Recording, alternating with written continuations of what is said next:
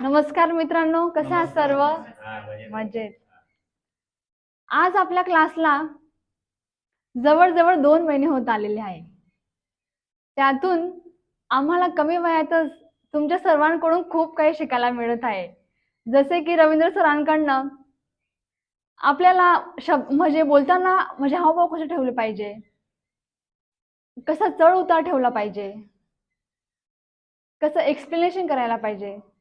तसंच सचिन सरांकडनं आपण कोणती गोष्टी एकदम डीप मध्ये जाऊन कशा पद्धतीने दुसऱ्यांच्या समोरच्यांच्या मनात उतरवू शकतो ती शिकायला मिळाली.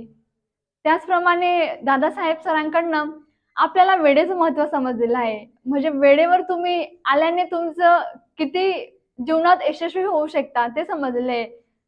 तसंच नम्रता मॅडमांकडनं आपल्याला चेहऱ्यावर हावभाव कसे ठेवायला पाहिजे, बोलताना हातवारे कसे करायला पाहिजे ते समजलेलं आहे. तसंच विक्रांतकडनं मला पॉझिटिव्ह बॉडी लँग्वेज कशी ठेवायला पाहिजे आणि पॉझिटिव्ह माइंडसेट कसं ठेवायला पाहिजे ते समजलेलं आहे. चला तर आता आपण वळूया आपल्या विषयाकडे. आणि हे सर्व तुमच्याकडे शिकल्याबद्दल थँक्यू सो मच. मागील क्लासमध्ये आपण 6 सेवर्स बद्दल माहिती घेतली. ते होते S for silence, A for affirmation आणि व्ही फॉर व्हिज्युअलायझेशन. त्याबद्दल आपण भरपूर सारी माहिती मिळवली. ते आपल्या मनामध्ये म्हणजे जीवनभर आपल्या मनात ठासून आहे ते विचार. आणि आता आपण पुढचे विचार घेणार आहोत. ते पुढचे घेणार आहोत एक्सरसाइज, आर फॉर रीडिंग आणि एस फॉर स्क्रायबिंग. त्याबद्दल आता माहिती पाहूया. एक्सरसाइज हा तर आपल्या जीवनाचा अविभाज्य भाग बनला पाहिजे. एक्सरसाइज ही जीवनामध्ये खूप इम्पॉर्टंट असते. एक्सरसाइज म्हणजे शरीराला व्यायाम देणे. तंदुरुस्त राहण्यासाठी आजच्या घडीला शरीराला व्यायाम देणे हे फार गरजेचे झालेले आहे.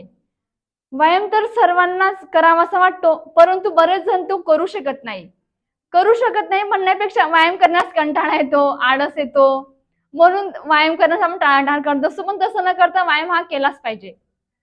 असं म्हटलं जातं की ज्याच्याकडे व्यायाम करण्यास वेळ नाही त्यांना डॉक्टरांचा सहारा घेणं भाग आहे. त्यामुळे तुम्हाला जर डॉक्टरांचा चेहरा पाहायचा नसेल तर व्यायामासाठी वेळ हा काढलाच पाहिजे. अन्यथा त्याचे परिणाम काय होतात हे आपल्याला सांगण्याची गरज नाही. व्यायाम केल्यामुळे आपले शरीर तंदुरुस्त राहते, व्यायाम केल्यामुळे आपले मन तंदुरुस्त राहते, तसेच व्यायाम केल्यामुळे आपल्या अंगात चपळता राहते, व्यायाम केल्यामुळे आपले मन सकारात्मक राहते, मनामध्ये कोणत्याही प्रकारचे निगेटिव्ह थॉट्स येत नाहीत. एकंदरीत एक्सरसाइज हा खूप महत्वाचा भाग आहे. त्यामुळे व्यायाम करायलाच पाहिजे. आता पाहूया दुसरा मुद्दा म्हणजे रीडिंग. रीडिंग म्हणजे वाचन. आपल्या आयुष्यात एक्सरसाइज बरोबरच रीडिंग देखील खूप महत्वाचा भाग आहे. कारण जे काही समाजामध्ये जीवन जगण्यासाठी उपयुक्त आणि महत्वाच्या गोष्टी असतात त्या लेखकांनी पुस्तकात किंवा ग्रंथातच मांडलेल्या असतात. त्या गोष्टी आपल्याला इतरत्र दुसरीकडे कुठेही मिळत नाहीत. त्यामुळे वाचन करणे हा आपल्या दैनंदिन जीवनाचा भागच बनायला हवा, त्याशिवाय पर्यायच नाही. असं म्हटलं जातं की ग्रंथ हेच खरे आपले गुरु असतात. त्यामुळे लेखक म्हणतात जास्त नाही तर कमीत कमी पहाटे उठल्यानंतर 15 ते 20 मिनिट का होईना पुस्तके वाचलेच पाहिजे. तसेच माणसाने आपल्या घरात चांगल्या पुस्तकांचा किंवा ग्रंथांचा संग्रह ठेवला पाहिजे आणि त्यांना वेळ काढून वाचून घेतले पाहिजे. तेव्हाच आपल्याला शहाणपण प्राप्त होईल, ज्ञान प्राप्त होईल, तसेच आपला आत्मविश्वास वाढण्यात मदत होईल. लेखक तर असाही सल्ला देतात की प्रतिदिन तुम्ही कमीत कमी 10 पाने तरी वाचली पाहिजेत. तेव्हा जीवनात आपण भरपूर पुस्तके आणि ग्रंथ वाचू शकतो.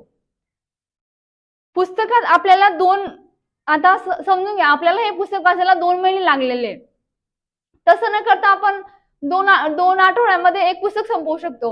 म्हणजे आपलं पुढे पुढे असं होईल की आपण म्हणजे एक पुस्तक 2 रविवारमध्ये संपवू शकू. म्हणजे इतकं वाचण्याचा स्पीड आपला वाढून जाईल. आणि वाचन हे जसं आपण शरीराला अन्नाची गरज असते तसेच मेंदूला आपल्याला वाचनाची गरज असते. म्हणजे आपण जसं रोज शरीराला अन्न देतो तसंच आपण मेंदूला रोज वाचन दिलं पाहिजे. आता पाहूया तिसरा मुद्दा म्हणजे स्क्रायबिंग. स्क्रायबिंग म्हणजे काय तर आपण लिहिलेली ध्येय, आकांक्षा, इच्छा ज्या दररोज रात्री झोपण्याच्या अगोदर नोटबुक मध्ये किंवा वहीमध्ये लिहून घेतल्या पाहिजेत. कारण लिहिलेली गोष्ट ही आपण आपल्या अंतर्मनात चांगल्या प्रकारे कोरली जाते आणि आपले मन त्या गोष्टीला नेहमीच आठवत असते. त्यामुळेच लवकरात लवकर आपण ठरवलेले ध्येय अथवा पाहिलेले स्वप्न हे पूर्ण होत असतात. तसेच रोज सकाळी आपण वाचन केले पाहिजे आणि रोज रात्री आपण स्क्रायबिंग केले पाहिजे. एवढे बोलून मी माझ्या 2 सबमिशन होते. जय हिंद, जय महाराष्ट्र.